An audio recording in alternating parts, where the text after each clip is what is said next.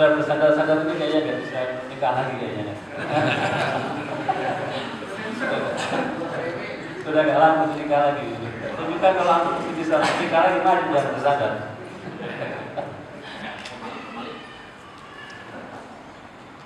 Ya, bismillahirrahmanirrahim. Assalamualaikum warahmatullahi wabarakatuh. Waalaikumsalam.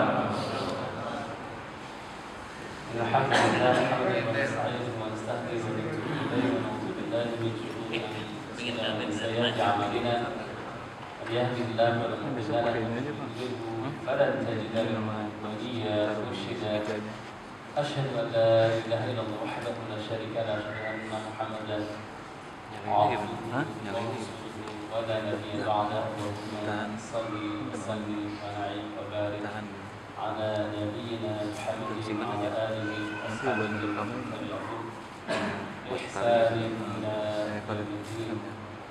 Allahumma 'allimna ma yanfa'una wanfa'na bima 'allamtana wa zidna ilman.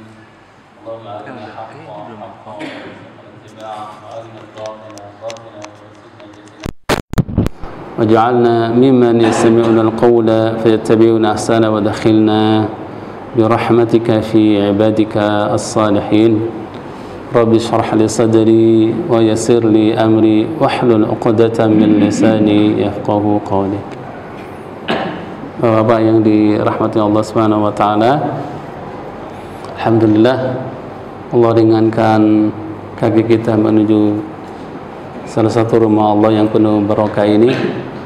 Mudah-mudahan ibadah salat maghrib berjamaah kita diterima oleh Allah Subhanahu wa taala. Dosa-dosa kita digugurkan karena salat jamaah yang kita lakukan, dan mudah-mudahan juga pahala kita bertambah, derajat kita juga Allah tingkatkan. Alhamdulillah, jamaah Masjid Al-Hidayah dirahmati Allah Subhanahu wa taala, antum masih bisa untuk terus di rumah Allah ini duduk sampai Isya sambil menunggu ya ditegakkannya salat Isya. Insyaallah antum duduknya di sini dengan niat pertama untuk menunggu salat Isya, apalagi dengan thalabul ilmi. Menunggu salat Isya aja pahalanya antum di sini selama antum enggak batal wudunya, antum dinilai salat di sini, dinilai ibadah. Jadi dalam sebuah hadis, siapa yang menunggu waktu salat maka dihitung salat. Madama fi musallahu, selama walam yuhdits, tidak batal. Masya Allah. Jadi antum 1 jam dihitung salat. Siapa yang kuat salat selama 1 jam, masya Allah. Tambah lagi kita di sini duduk di rumah Allah Subhanahu wa taala adalah untuk talabul ilmi. Tema kita hari ini adalah tentang apa Pak Mizan? Tema kita apa hari ini? Oh, tentang Al-Quran, Masya Allah.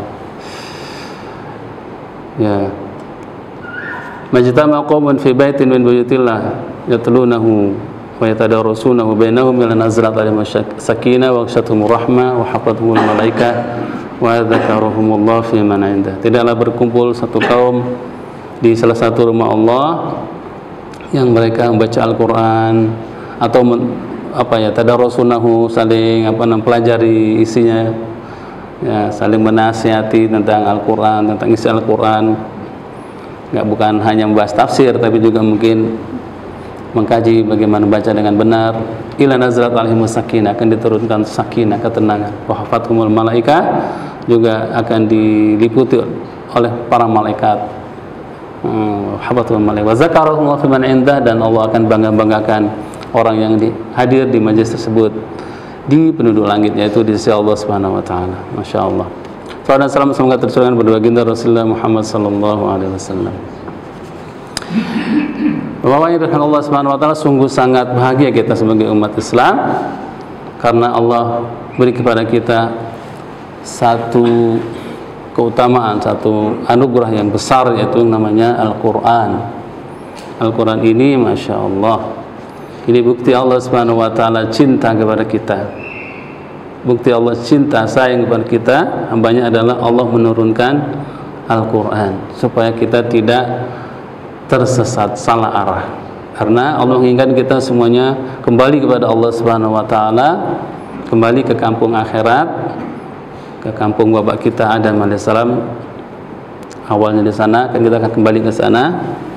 Maka itu butuh peta, butuh map supaya tidak tersesat, supaya bisa kembali dengan selamat, kembali ke kampung, kembali ke surga, sampai ke surga, supaya tidak tersesat, salah jalan, salah arah. Maka dikasihnya Al-Quran. Masya Allah, ini bukti Allah SWT sayang, supaya kita tidak tersesat, Allah turunkan Al-Quran. Ya, penting sekali bagi kehidupan kita. Kalau antum mau jalan kemana, ke Bantar Gebang, atau mau jalan ke Jawa sekalipun, ya kan, atau ke Madura, kemana lah ya, selama satu pulau. Biasanya sekarang ini zaman, alhamdulillah, zaman teknologi ya, pakai Google Map ya. Google Map itu insya Allah sampai ya, ada map gitu. Bahkan kadang-kadang di tengah jalan itu sudah ada tawaran, ini ada apa, jalan baru, menemukan jalan baru, mau diambil atau tidak gitu kan. Kalau mau diambil tinggal ketik gitu, tinggal ketuk gitu. Misalnya kalau ikut Google Map ya, sekarang soalnya udah terekam, terdata, jadi nggak akan tersesat sampai ke tujuan. Ya walaupun kadang-kadang ada macetnya juga, ya kan. Begitu pula, dan sungguh 100% insya Allah, kalau antum, kita semuanya mengikuti Al-Quran ini tidak bakal akan tersesat insya Allah. Al-Quran benar-benar dijadikan pegangan, bukan pedoman.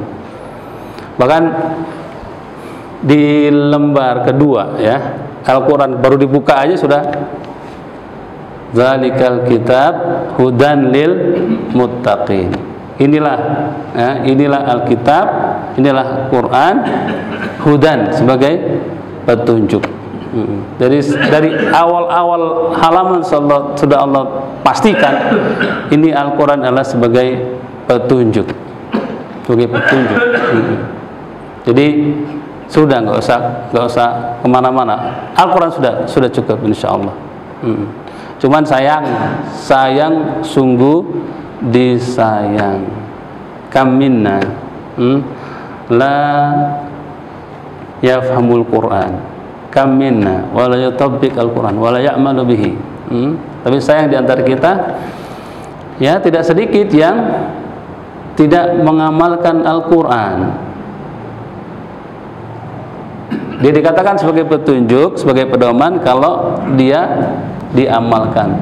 Jadi inti daripada Al-Quran diturunkan yang paling utama adalah untuk diamalkan. Itu yang paling utama. Nomor wahid adalah untuk diamalkan. Nah, cuman untuk bisa mengamalkan ini butuh ada proses. Prosesnya sebelum amal apa? Faham, ya kan? Faham. Gimana mau mengamalkan isinya kalau nggak faham gitu. Jadi harus faham dulu. Sebelum faham apa dulu dong? Sebelum faham prosesnya apa? Hah? Belajar. Iya. Alat belajarnya apa? Karena Quran pakai bahasa Arab nih. Jadi harus belajar bahasa Arab. Kalau enggak minimal ada guru, ya kan? Minimal ada guru. Kalau kita tidak paham Al-Quran, nggak bisa mengamalkan. Dan betul deh, antum ini kita semuanya makanya tidak merasakan betapa indahnya Al-Quran kalau kita tidak memahami dan mengamalkan. Tidak bisa membandingkan betapa hebatnya Al-Quran ini dengan kitab sebelumnya kalau kita tidak memahami dan mengamalkan. Nah, ya. Inilah kitab suci yang satu-satunya masih utuh, sempurna ya, masih keasliannya masih ada otentik. Ya. Kitab Samuel lainnya nggak ada yang menjamin. Taurat, ya, Injil, ya, Zabur itu bagian daripada. Sekarang itu jadi satu bagi orang Kristen itu ya. Injil itu ya di situ ada Zabur, ya, Daud, ada Taurat juga. Kalau antum lihat sejarah mereka, ya kan, penulisan Taurat, usulan Injil itu ya mengalami banyak fase dan banyak dikotomi. banyak sudah berubah artinya. Kitab suci Taurat, Zabur, Injil itu sudah kabur. Sudah ada, tidak bisa menjamin keautentikan Al-Quran, keautentikan kitab suci tersebut. Hanya Al-Quran yang masih autentik 100%. Alhamdulillah. Ini merupakan karena janji Allah Subhanahu wa taala, "Inna nahnu nazzalna dzikra wa inna lahu lahafizun." Kamilah yang menurunkan Al-Quran, yang zikr ini disebut Al-Quran. Jadi nama lain dari Al-Quran adalah zikr. Inna nahnu nazzalna dzikra wa inna lahu lahafizun. Kamilah yang menurunkan az-zikr, Quran, dan kamilah yang menjaga. Melalui apa? Alhamdulillah, banyak hafiz Al-Quran, banyak ulama, ya. Kalau kitab yang lain nggak ada jaminan, Taurat, Injil nggak ada jaminan. Jadi mereka ya sendiri masih khilaf, mana yang asli, mana yang ayat yang asli, mana yang sudah tidak berlaku, dan seterusnya. Antum kalau beli Injil sama-sama bahasa Indonesia aja akan banyak terjadi perbedaan. Tapi kalau antum beli Al-Quran, terbitan manapun, terbitan negara manapun, akan bunyinya sama. Kecuali kalau qiraah, ya, qiraah itu lain lagi. Qiraah itu cara baca. Tapi bunyinya, kontennya tetap sama. Al-Quran itu, subhanallah. Antum beli di bekas Pakistan, antum beli di Eropa sekalipun, ya, tempat kafir, di Amerika sekalipun, tetap Al-Quran itu aja. Masya Allah. Tapi kalau Injil, wah, nanti memahami Injil pakai bahasa Inggris, bahasa Arab, itu beda lagi. Pemahaman juga sudah beda. Masya Allah. Nah, sayangnya kebanyakan kita ya interaksi dengan Al-Quran ya tidak seperti yang Allah inginkan. Di Al-Quran surat Al-Furqan surat 25, teman ayatnya saya lupa berapa. Bunyinya itu gini, "Summa awrasnal kitaba alladziina istafaina min ibadina faminhum zalim li nafsihi wa minhum muqtasid wa minhum sabiqun bil khairat." Ternyata umat Islam yang menyikapi Al-Quran ini berbeda-beda, apalagi non-muslim. Faminhum ya zalimun li nafsihi. Di antara mereka ada yang menzalimi diri sendiri. Ya cuek terhadap Al-Quran, cuek. Coba dia sudah, yang penting punya Al-Quran. Bahkan menjadi mahar waktu nikah. Ya sudah, taruh di lemari, sudah. Apalagi kalau bagus Qurannya, sampulnya juga bagus. Ya, jadi sayang, saking bagusnya, sayang dibaca, taruh aja di lemari sebagai panjangan. Itu benar-benar zalim li nafsi. Dalam surah Al-Furqan katakan zalim li nafsi. Kalau nggak salah itu ayat 24 sampai 26 lah tentang ini semua. Zalim li nafsihi. Di antara mereka ada yang muqtasid, ya baca, ya belajar, ya paham, ya mengamalkan, tapi ya nggak semuanya. Tapi ada yang dipuji Allah Subhanahu wa taala, yang ketiga, golongan yang ketiga, sabiqum bil khairat. Nah, mudah-mudahan kita semua yang ada di sini adalah sabiqum bil khairat. Orang yang cepat sekali untuk melakukan kebaikan terhadap Al-Quran. Jadi mempelajarinya, membacanya selesai sudah, ya kan? Bertajwid, juga memahaminya dan tidak ragu untuk mengamalkan. Nah, ini yang sabiqun bil khairat. Zalikal fadlu minallah. Zalikal fadlullah yu'tihi may yasha. Itu keutamaan yang benar-benar Allah berikan pada dia. Nah, baru di ayat setelah ini, jannatu adni yadkhulunaha yuhallawna fiha min asawira min dhahabin wa lu'lu'a wa libasuhum fiha harir. Ini setelah bunyi ayat wa minhum sabiqun bil khairat, di antara mereka ada yang benar-benar concern terhadap Al-Quran, dia membacanya dengan baik, membacanya rutin, ya kan? Kemudian memahaminya dan mengamalkan, itu baru sabiqun bil khairat. Dia yang layak untuk mendapatkan namanya jannatu adn. Jannatu adn. Jadi orang-orang yang interaksi dengan Quran lebih ini dapat hadiah dari Allah Subhanahu wa taala, nama jannatu adn, surga adn. Yadkhuluna yuhallawna fiha, nanti dapat yuhallawna fiha, dapat seragam pakaian yang indah dari harir, dari apa? Dari sutra. Walibasum biha harir. Yuhallawna fiha min asawir min zahabi wa lu'lu'a. Jadi dapat gelang emas, walulu wa mutiara walibasum harir, dapat pakaian yang indah, yaitu sutra. Di dunia kita nggak boleh pakai emas, ya kan? Khusus untuk para akhwat, para ibu-ibu, nggak boleh pakai sutra. Tapi nanti kita di akhirat, ya, terutama orang-orang yang ahli Quran ini mau belajar Al-Quran, memahaminya dan mengamalkan, itu nanti di surga Aden pakainya sutra, pakai gelang emas, pakai perhiasan emas, perak dan mutiara, gitu. Tapi gak gampang, harus apa? Ada upaya, ada perjuangan untuk kita bisa melakukan itu, yaitu tingkatan yang ketiga, mengamalkan Al-Quran. Iya. Nah, Rasulullah SAW sendiri, ya, kalau di Al-Quran kan, ya itu ada 3 golongan, ya. Zalim, maksudnya cuek dari Al-Quran, dia setengah-setengah. Yang kedua, yang ketiga itu orang yang bagus yang terkenal Al-Quran. Ternyata di zaman Rasulullah SAW sendiri, Nabi sempat mengeluhkan tentang kondisi umatnya, yang mungkin saat itu konteksnya adalah sahabat, karena yang hidup bersama Nabi adalah sahabat. Nabi mengeluhkan. Keluhannya Nabi itu ada di juz 19, ya, di surah Al-Furqan. Wa qala ar-rasul ya rabbi inna qaumi ittakhadhu hadzal qur'ana mahjura. Wa qala ar-rasul, maksudnya adalah Rasul sallallahu alaihi wasallam di surah Al-Furqan. Ya rabbi, ya Rabb, ini Rasul lagi mengeluh.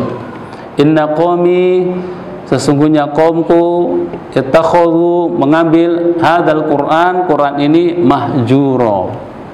Mahjura itu dari kata hajara yuhajiru, mahjuran hijratan, ya. Dari kata hijrah lah, gampangnya, ya. Jadi mahjura itu ism maf'ul, sesuatu yang ditinggalkan, sesuatu yang dihijrahi, sesuatu yang ditinggalkan. Orang hijrah kan pindah. Kalau pelakunya muhajir, kalau amalannya yuhajir. Kalau yang sesuatu ditinggalkan, mahjur. Jadi Al-Quran ini dijadikan sesuatu yang ditinggalkan, mahjuro, yang ditinggalin. Ada pindah. Sudah nggak lihat lagi Al-Quran. Artinya sudah interaksi dengan Al-Quran ini tidak sebagaimana mestinya. Kalau Nabi zaman itu yang dilihat sahabat-sahabat yang masya Allah, ya kan, masih kurang puas gitu dengan interaksi Al-Quran. Padahal di situ ada Umar, ada Abu Bakar, ya, ada Ali, ada Utsman, ada sahabat-sahabat yang luar biasa. Ya. Masih keluar ini kata-kata ini dan direkam oleh Allah Subhanahu wa taala di surah Al-Furqan. Bisa dibayangkan nggak kalau sampai Rasulullah SAW melihat kondisi umat saat ini, ya kan?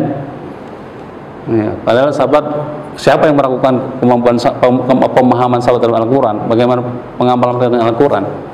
Tapi itu pun Rasulullah nggak puas. Apalagi nggak zaman sekarang yang semua sibuk dengan duniawi, paling tidak sibuk dengan medsos zaman sekarang, ya kan?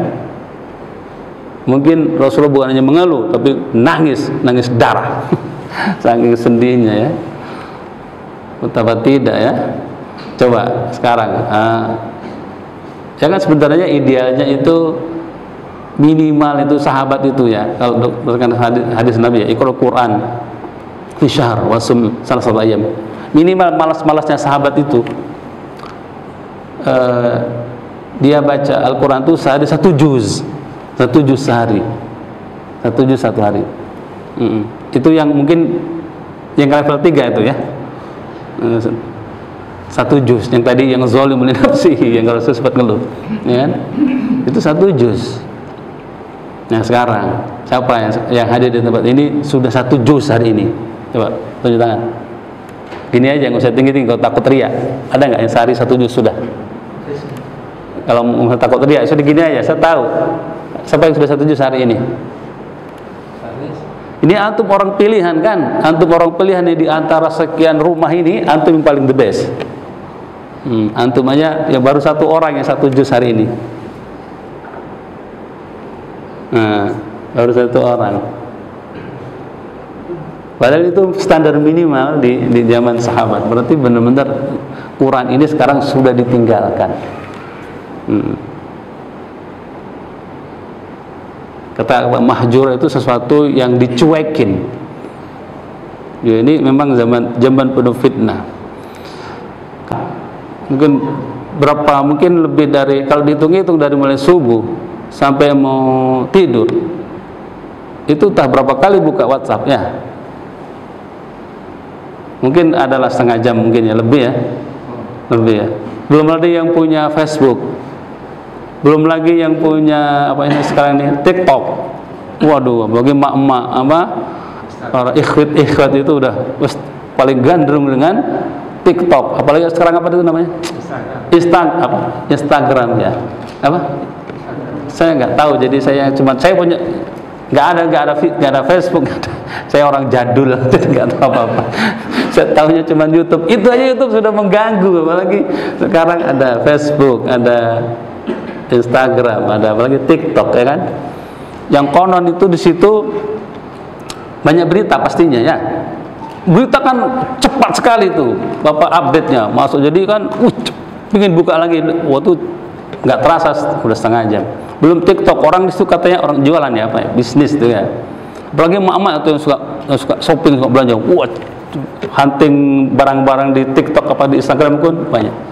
Mungkin 1 jam 2 jam habis dalam sehari ya. Kita sendiri mungkin bisa jadi gitu, 1 jam 2 jam habis untuk medsos, untuk HP.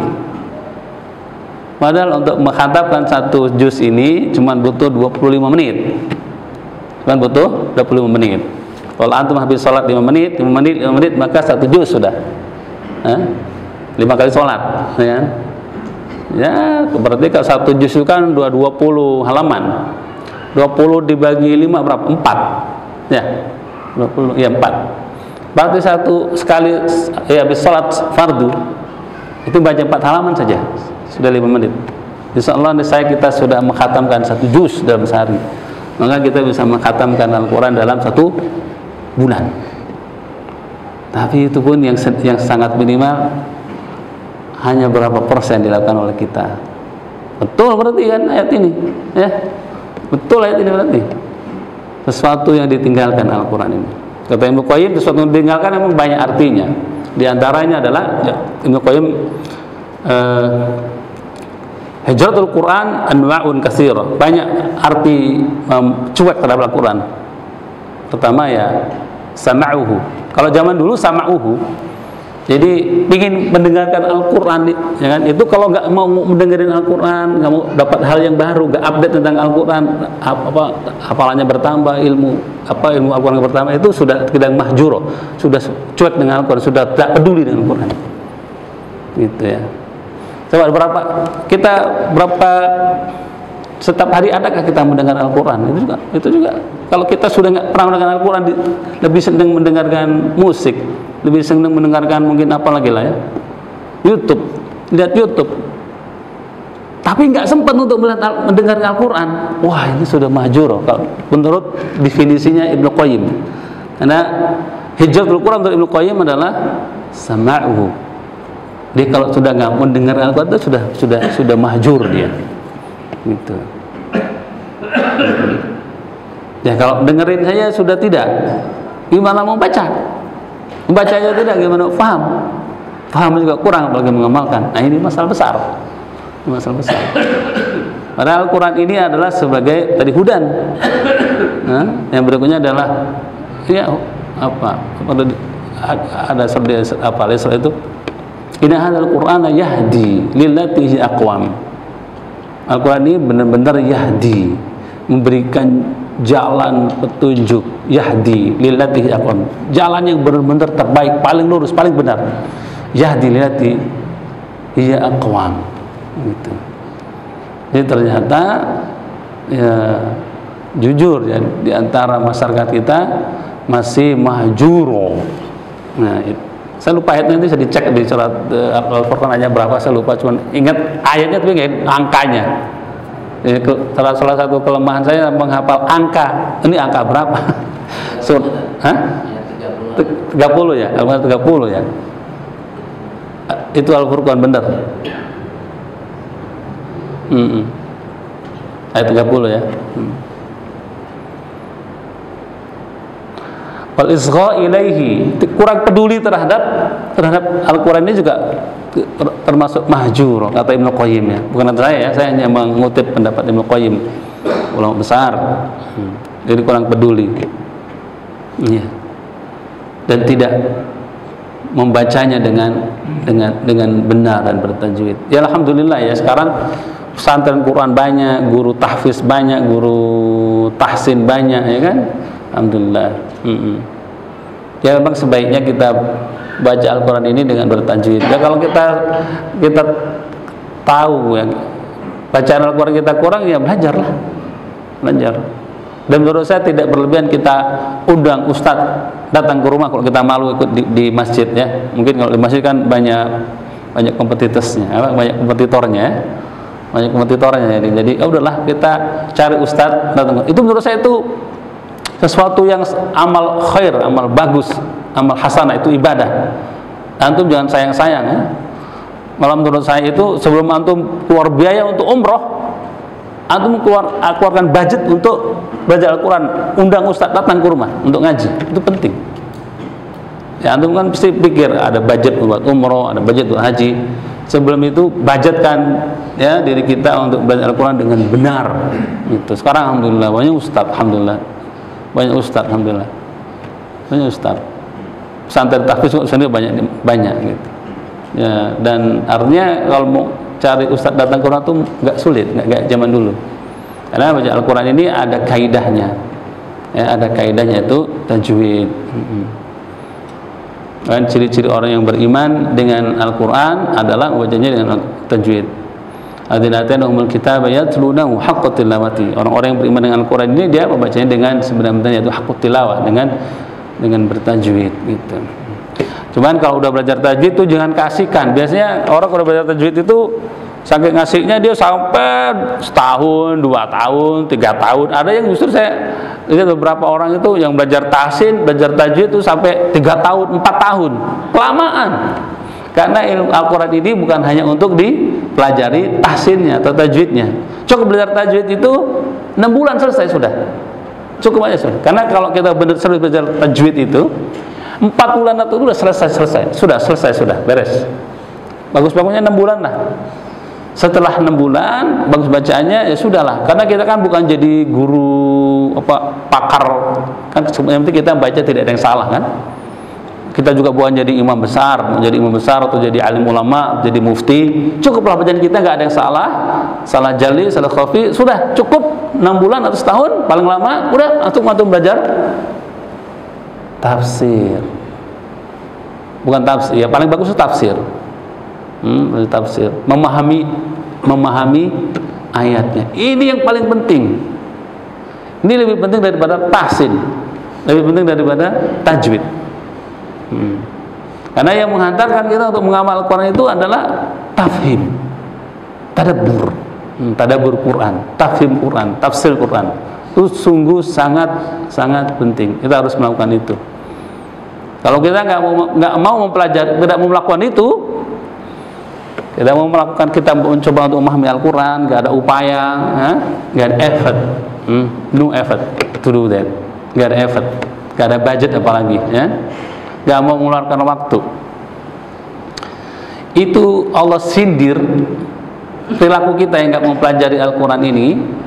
Allah sindir di surat Muhammad. Kayaknya kalau nggak salah surat 24 ya bunyi ayatnya. Afala yatadabbaruna al-Quran am ala qulubin aqfaluha. Kenapa sih mereka tidak mau mengamalkan mentadabburi Al-Quran? Afala yatadabbaruna al-Quran. Kenapa sih mereka nggak mau tadabbur, memahami Al-Quran, pelajari isi Al-Quran? Atau jangan-jangan am ala qulubin aqfaluha, atau jangan-jangan hatinya sudah terkunci, nggak mau menerima kebaikan? Karena Al-Quran ini semuanya isinya kebaikan. Semua Al-Quran ini isinya kebaikan. Nggak ada di Al-Quran ini satu yang batil. Tanzilu min hakimin hamid, la ya'tihil batil min baini yadayhi wa min khalfih. Jadi Al-Quran ini turun benar-benar dari yang Maha Hamid, Maha Aziz. Ya, la ya'tihil batil, nggak ada satu kebatilan pun, nggak ada satu yang error. Satu hal satu error pun nggak ada, kesalahan pun nggak ada di Al-Quran. Mau dari depan, dari belakang, nggak ada. Carilah, nah, antum cari satu kesalahan Al-Quran, cari. Kalau ketemu, taruhan saya adalah 1 jari. Antum menemukan 2 kesalahan Quran, kesalahan ayat, potong jari saya yang kedua. Kalau menemukan 10 kesalahan di Quran, potong jari 10. Nggak ada, itu udah Allah jamin soalnya. La yatihil batil. Nggak ada satu kebatilan pun di dalam Quran. Bahkan orang Arab sendiri sudah ditantang sama Allah Subhanahu wa taala untuk memberikan 10 surat. Fa'tu bi asyri suwarin mislihi. Datangkan kepada kami 10 surat semisal Al-Quran. Dari zaman Abu Jahal sampai sekarang nggak ada yang bisa mendatangkan 10 surat. Bahkan di surah Al-Baqarah, fa'tu bi suratin mimithli. Datangkan 1 surat saja. Datangkan 1 surat saja yang semisal dengan Al-Quran. Itu orang Arab jago-jago bahasa Arab kan tentunya. Iyalah, masa orang Arab jago bahasa Jawa. Orang Arab jago bahasa Arab, tahu syair dan seterusnya. Tapi bikin 1 surat semisal surat di Al-Quran seperti yang paling pendek surat apa? Yang kita baca tadi surat apa? Al-Asr. Gak ada. Gak ada yang sanggup. Gak pernah kita dengar ada satu yang menerima tantangan Allah. Ini kan tantangan Allah. Dari zaman Abu Jahal, wa in kuntum fi raibin mimma nazzalna fa'ti wa in kuntum fi raibin mimma nazzalna ala abdina fa'tu bi suratin min mislihi. Kalau kalian ragu terhadap apa yang saya turunkan kepada hamba Muhammad SAW, maka datangkan 1 surat. Ini kan tantangan Allah kepada Abu Jahal, Abu Lahab, ya kan, Abu Sufyan. Kalau memang benar-benar mereka sanggup, sudah dilakukan, tapi kenyataannya mereka sanggup. 1 surat semisal apa? Al-Nas nggak bisa. Nah, apalagi yang non Arab nggak akan bisa membuat. Jadi benar Al-Quran itu mukjizat membacanya, mukjizat untuk dipahaminya itu apa ya? Kalau ya nggak ada sekarang pun sains pun bertolak belakang dengan Al-Quran, ada nggak? Nggak ada. Jadi membacanya penuh dengan mukjizat. Ini kan aneh nggak? Orang baca Al-Quran paham nggak paham bisa nangis kan? Coba antum bisa nggak baca Injil yang pakai bahasa Arab atau bahasa Inggris, begitu antum nangis? Nggak ada. Bacanya udah mukjizat. Luar biasa Al-Quran ini, ya kan? Saya sering itu di lomba-lomba hafid cilik di televisi itu, RCTI itu apa itu? Kok anak kecil umur SD kelas 1 bahkan ada yang TK ikut lomba hafid cilik, disambil nangis baca itu. Apa dia ngerti bahasa Arab? Mungkin enggak, cuma dia tersentuh dengan ayat Allah ini, penuh dengan spiritual, penuh dengan apa? Penuh dengan ruhani. Saya anak kecil bisa baca Al-Quran sambil nangis gitu, ya kan? Ini karena Al-Quran ini mukjizat.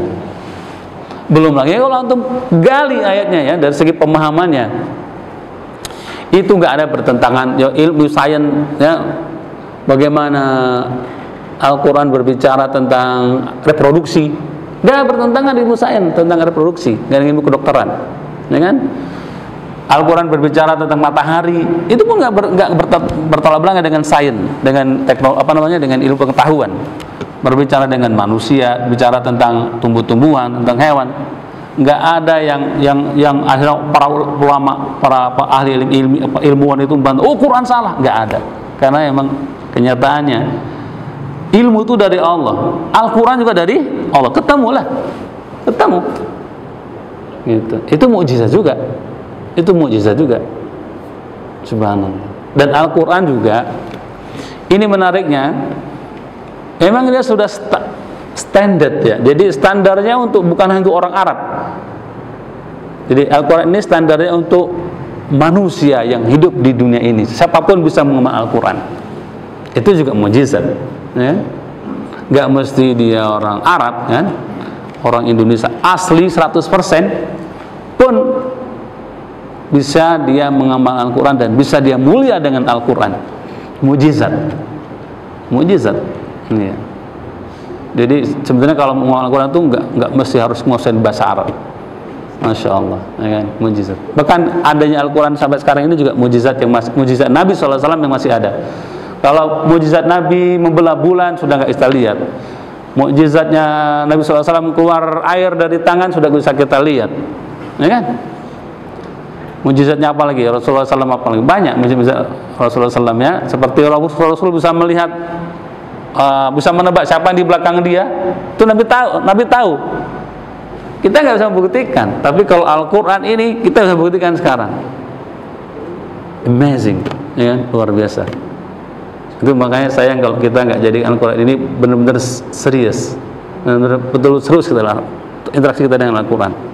Mumpung kita ini masih hidup, Pak, masih muda juga kan, masih muda-muda sebenarnya. Udahlah, nggak usah aneh-aneh, nggak usah jauh-jauh, nggak usah muluk-muluk. Udah Quran aja kuasai, nggak bakalan masuk neraka kita. Kalau selama antum ikhlas, udah antum pegang Al-Quran itu. Mungkin kita belajar hadis terbatas kita ya, kemampuan kita mau meneriset hadis dhaif, hasan, sahih itu berat. Udahlah Al-Quran saja sudah. Itu insyaallah kita masuk surga sudah. Inna Allah yarfa'u bihadzal kitab aqwaman wa yadhu bi akharin. Allah akan mengangkat ya seseorang melalui Al-Quran ini. Ya inna Allah yarfa'u bihadzal kitab, Allah akan mengangkat dengan kitab ini aqwaman. Aqwam jamak dari qaum, beberapa kaum, ya, beberapa orang, siapapun aslinya artinya yang mau ya mempelajari Al-Quran, Allah akan angkat. Siapapun yang mau interest in Al-Quran, Allah akan angkat. Ya. Ada banyak para sahabat yang awalnya itu budak, tapi karena dia interest dengan Al-Quran yang luar biasa, maka dia jadi guru Al-Quran. Siapa itu diantaranya? Ammar bin Yasir ya. Ammar bin Yasir dulu budak, tapi setelah dia masuk Islam, pelajar Al-Quran, jadi hebat, dia jadi profesional, jadi ahli dengan Al-Quran, jadi ulama. Ammar bin Yasir. Jadi kita backgroundnya mungkin teknik, fisika, kimia, ya kan? Teknik, kimia atau apalah, biologi, atau kita nggak sekolah, antum pelajari Al-Quran, Allah akan angkat derajat antum. Allah akan derajat antum. Bisa jadi bukan hanya di akhirat, tapi di dunia. Bisa jadi di dunia. Saya waktu sebelum menikahkan anak saya sebulan setelah Lebaran kemarin, itu kan anak saya ada acara khataman Al-Quran. Dan alhamdulillah anak saya habis Quran. Jadi dia sebelum nikah dia mengkhatamkan Al-Quran gitu, sebagai mahar untuk calon istrinya, dibaca dia hafalannya itu. Terus kita ngundang lah untuk berdoa itu satu guru besar dari PTIQ. Saya lupa namanya karena yang ngundang itu Desan. Saya nggak kenal Ustadz itu, tapi saya itu tanya habis itu, Bapak Ustadz di mana? Saya di PTIQ. Ustadz belajar Quran di mana? Dari mana background itu? Oh, di pesantren apa? Bukan, saya bukan pesantren kan. Saya adalah SMA biasa katanya. Tapi luar biasa. Jadi SMA biasa, terus itu dia tadinya itu dia kuliah di tempat umum, terus itu dia senang belajar Al-Quran. Dari mulai dia tamat SMA, waktu dia kuliah itu dia senang belajar Al-Quran. Tapi dia kuliah nggak belajar bidang umum. Dia belajar Al-Quran sampai dia akhirnya hafal Al-Quran. Karena hafalannya lancar, ikut lomba, menang. Karena yang menang jadi terkenal. Saya jadi ustadz, lama-lama dia nggak jadi dosen di PTIQ. Saya lupa namanya. Dan terkenal singkat saya begitu. Masya Allah ya. Allah mengangkat ustadz ini. Dia aslinya bukan ustadz. Aslinya cuman ya karena dia senang menghafal aja. Terus ikut lomba, menang, terus dikenal, sudah jadi juri, terus jadi pengajar, jadi guru besar di PTIQ. Masya Allah. Dia orang Palembang aslinya. Masya Allah. Hah? Ustadz, nggak tahu, saya namanya lupa. Artinya ya Allah mengangkat seseorang itu, ya kan? Dengan Al-Quran ini udah secara gampang gitu. Jangan pesimis. Saya bukan keturunan kiai, bukan keturunan ustadz. Ustadz Pagi ya? Lupa. Ya, saya bukan dari pesantren. Kalau antum serius belajar Al-Quran, antum nggak butuh waktu lama, ya. Yang sudah pasti niatkan karena Allah Subhanahu Wa Taala, Allah akan angkat antum derajat antum nanti di akhirat. Itu janji Allah Subhanahu Wa Taala. Ya. Al-Quran ini akan berikan syafaat kepada pembacanya, kepada orang yang mengamalkan Al-Quran itu. Iqra'ul Quran fa innahu ya'ti yaumil qiyamah syafi'an asabi. Bacalah Al-Quran karena Al-Quran akan menjadi syafaat bagi yang membacanya. Di hadis lain dia jadi syafaat karena mana'tuhu minan naum. Karena Al-Qur'an itu saya jadi mengurangi jatah dia tidur. Akhirnya dia menunda tidurnya. Nah, gara-gara dia menunda tidurnya, menunda untuk melakukan lain karena harus mengatakan membaca 1 juz, 2 juz, 3 juz, Allah hargai Al-Qur'an ini akan menjadi syafaat baginya sebagai penolong. Bahkan di hadis lain, Iqra wartaqi warattil kama kunta tartil fid dunya fa inna manzilataka akhir ayatin inda akhir ayatin taqra'uha. Nanti di akhirat tidak ada amalan, tidak ada ibadah, nggak ada haji yang jelas kan, sudah nggak ada Ka'bah.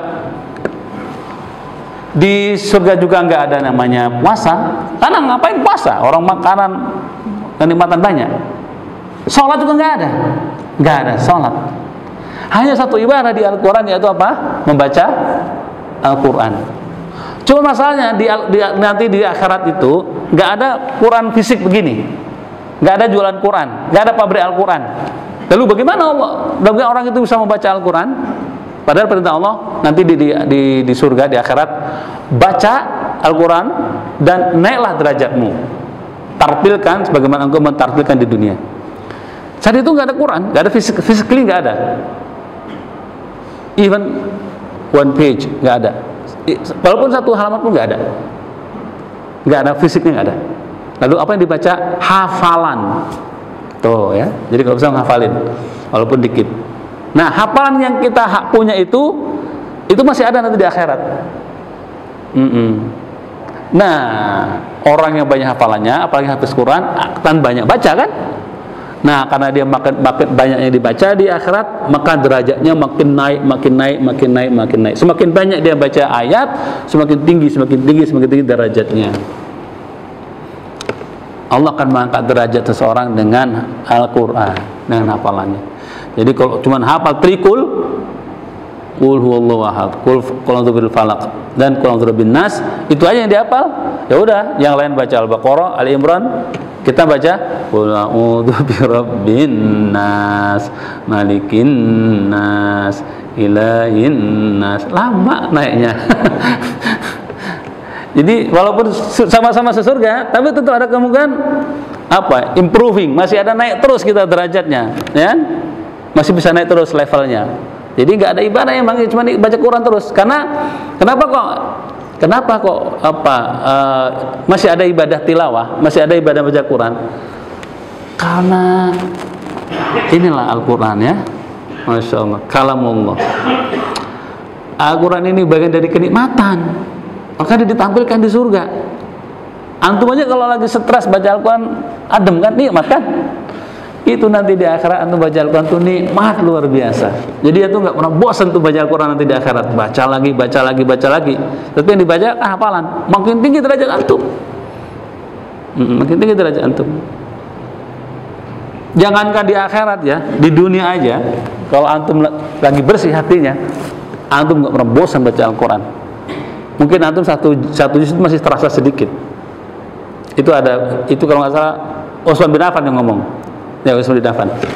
Jadi Utsman bin Affan bicara, idza tahurat al-qalb masyabiat min al-Quran. Kalau hati itu bersih, ya, hati itu bersih bagus, orang nggak pernah puas, nggak pernah kenyang untuk baca Al-Quran, untuk belajar Al-Quran nggak pernah kenyang. Ya, karena kita lihat, saksikan ada orang yang bisa sehari itu baca 5 juz, bahkan 10 juz, kan dia nggak pernah bosan, nikmat. Ya, bikinlah diri Anda itu keranjingan dengan baca Al-Quran, ya. Bikin diri Anda, diri kita semuanya itu ketagihan dengan Al-Quran. Jangan ketagihan sama internet, jangan ketagihan sama YouTube, jangan ketagihan sama TikTok. Ya, bikin ketagihan kita terhadap Al-Quran itu seperti ketagihan kita sama YouTube. Bisa, caranya hatinya bersih. Idza tahirat al-qalb masyabiat min tilawatil Quran. Kalau hati itu sudah bersih, nggak pernah bosan untuk belajar Al-Quran terus. Iya. Tadi pesannya sampai azan. Sudah azan ya? Ya sudah selesai, alhamdulillah. Mohon maaf kalau ada yang kurang, ada yang keliru, ada yang salah. Alhamdulillah. Wassalamualaikum warahmatullahi wabarakatuh.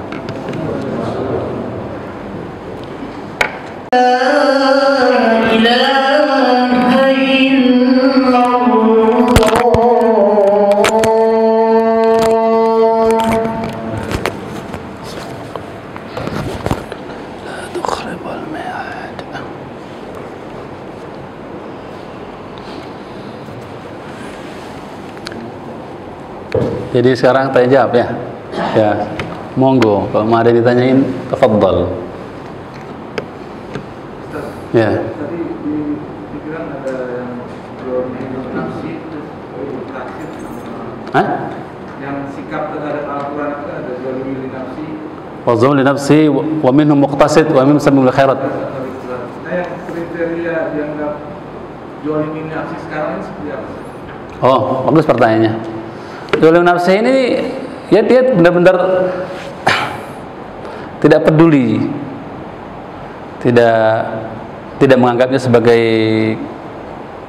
apa hukum yang dari Allah Subhanahu wa taala, hukum yang paten, tidak menganggap itu kebenaran dari Allah, tidak mengimaninya, tidak membacanya, cuek, tidak membacanya, bahkan dia tidak bisa membaca. Itu zalim li nafsi. Dia zalim. Orang Islam udah dikasih Al-Quran ini sumber agama, tapi dia tidak mau membacanya, bahkan membacanya tidak bisa. Itu zalim li nafsi, menzalimi diri sendiri. Menzalimi diri sendiri. Jadi kalau ada di antara kita yang belum bisa baca Al-Quran, ayo belajar. Teman yang sudah bisa baca banyak, tetangga yang sudah bisa baca banyak. Dekatilah mereka, minta ajari. Kalau malu datang ke ustaz. Kalau mau malu belajar di masjid, panggil ustaz datang ke rumah. Ya. Ya. Sebetulnya kalau kita perhatikan ya Ustaz, sekarang ini kan banyak umat Islam itu berbagi-bagi gitu. Jadi kayak ada beberapa kelompok gitu Ustaz. Mungkin diantaranya katakan seperti kayak Syiah, itu mungkin juga masuk sebagai Islam yang menggunakan Al-Quran juga. Mungkin ada lagi beberapa terjadi beberapa kelompok gitu umat Islam. Sebetulnya kalau kita bertanya gitu Pak Ustaz, kan mereka juga belajar tentang Al-Quran ya. Kelompok mana sebetulnya yang dikatakan tersesat yang sebetulnya yang mana Pak Ustaz? Kan sekian banyak gitu. Jadi yang benar-benar mereka akan nanti pilih gitu, masuk yang benar itu seperti apa. Mereka mengklaim nih bahwa mereka itu sebetulnya adalah kelompok yang benar. Gitu. Terutama di Indonesia sendiri cukup banyak kelompok seperti itu. Nah ini sebetulnya seperti apa? Iya Bapak, betul. Kullu hizbin bima ladaihim farihun. Lupa ayat apa ya? Surat apa itu? Ada yang ingat? Kullu hizbin bima ladaihim farihun. Kalau nggak salah surat Al-Anbiya. Setiap kelompok mengaku dirinya yang paling top, paling benar, paling sahih. Ya, hatta Syiah. Nah, sekarang semua orang merasa paling benar, semua kelompok merasa paling benar, kelompok lain salah, gitu kan? Sekarang ukuran benar itu bagaimana? Gampang aja. Sederhana kalau dari Rasulullah SAW. Taraktu fikum amrayn wa in ansaqtum bihima falan tadillu abada. Kitab Allah wa sunnah. Saya meninggalkan atau mewarisi kepada kalian dua hal. Cuma dua untungnya. Siapa yang berpegang teguh terhadap keduanya, maka tidak akan tersesat selamanya. Apa itu? Alkitab wa sunnah, Al-Quran dan As-Sunnah. Syiah kenapa dibilang dia sesat? Karena dia tidak mengakui hadis, mengakui sunnah. Yang dia terima hanya hadis dari imam mereka. Hadis-hadis itu yang tidak ada riwayatnya sampai ke Rasulullah SAW. Yang anehnya Imam Bukhari pun didustakan sama mereka. Jadi mereka tidak mengakui itu hadis Bukhari, Muslim, ya. Hadisnya dari Umar gak diterima. Nggak masa iya sih yang dari Umar salah semua. Aneh mereka ini. Yang dari Abu Bakar juga ditolak. Kalau Syiah sudah pasti jangan ragu untuk mengatakan Syiah itu sesat, jangan ragu. Karena mereka tidak menerima hadis, terutama Bukhari. Bukhari ini ulama sunnah dimanapun di seluruh dunia sepakat sumber yang paling benar setelah Al-Quran adalah Bukhari, setelah itu Muslim. Tapi mereka orang Syiah itu menolak itu, dan mereka itu bukan hanya hadis yang mereka tolak, Kitabus Sittah, tapi juga Al-Quran yang kita pegang ini katanya baru sepertiga. Yang apa? 3/3-nya lagi apa? Berarti 2/3-nya lagi. Nah, itu tersembunyikan. Nah, siapa yang tahu? Katanya kelompok mereka saja. Itu klaim mereka. Percaya nggak gitu? Padahal Al-Quran ini diriwayatkan secara diturunkan secara sanad. Nah, Al-Quran ini diwariskan kepada umat ini secara sanad. Al-Quran diturunkan kepada Allah, kepada Jibril diajarkan kepada Muhammad SAW, diajarkan kepada sahabat, sampai kepada tabi'in, terus sampai kita. Maka antum kalau ada hafiz Quran yang megang sanad, itu sampai ke Rasulullah SAW. Jadi jumlah ayatnya, jumlah bacaannya itu sampai Rasulullah SAW. Alhamdulillah saya juga dapat dari Al-Azhar, sanad saya itu sampai ke Rasulullah SAW. Ya, dari Rasulullah, Ibnu Abbas itu sampai Rasulullah SAW. Artinya ya kalau zaman saya aja saya bisa mewarisi ilmu dari Nabi SAW bersanad sanad riwayat, ya kan? Itu artinya jumlah ayatnya nggak kurang dari yang sekarang kita baca ini, dan bacanya juga nggak berubah, gitu. Lalu bagaimana yang riwayat itu orang-orang dekat Nabi SAW dibilang salah sama orang Syiah yang mereka banyakkan di Persia, di Iran. Nah, ketika mereka, mana Quran kalian? Ternyata ya Allah, nggak secara sayad aja nggak masuk, secara rasa juga nggak masuk, dari segi bahasa Arab juga nggak masuk. Jadi jangan ragu untuk mengatakan Syiah itu sesat, dolal, gitu. Sudah, yang kita pegang ini Quran dari kaum muslimin di Indonesia sudah benar, gitu.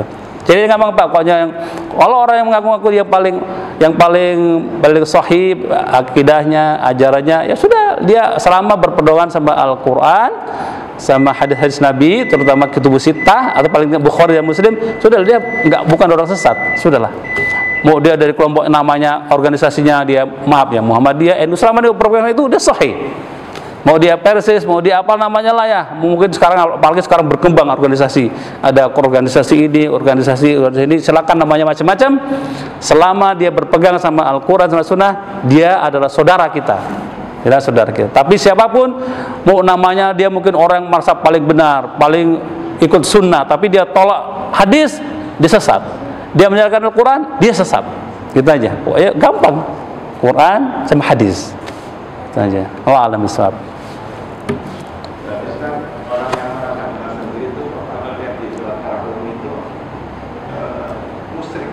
Ya, dengar Pak, maaf, dikerasin lagi suaranya.